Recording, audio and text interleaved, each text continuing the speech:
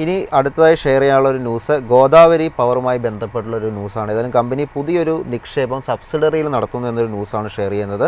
നിക്ഷേപിച്ചത് 124 കോടി രൂപയാണ്. Battery energy storage പ്ലാന്റിൽ നിക്ഷേപിക്കുന്നു എന്നാണ് മനസ്സിലാക്കാൻ സാധിക്കുന്നത്.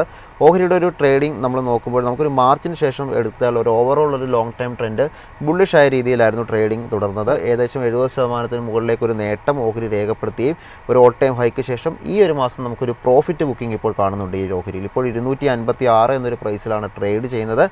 0.31% നേട്ടം ഇന്ന് കാണുന്നുണ്ട്. ഓഹരിയിൽ ഈ ഒരു ഹെൽത്തി ആയിട്ടുള്ള ഒരു പ്രോഫിറ്റ് ബുക്കിംഗ് ആണ് ഇപ്പോൾ നടന്നുകൊണ്ടിരിക്കുന്നത്. എന്താണ് ഒരു ടെക്നിക്കൽ ഒപ്പീനിയൻ, എന്താണ് ഈ ഒരു ഓഹരിയിലുള്ളത്?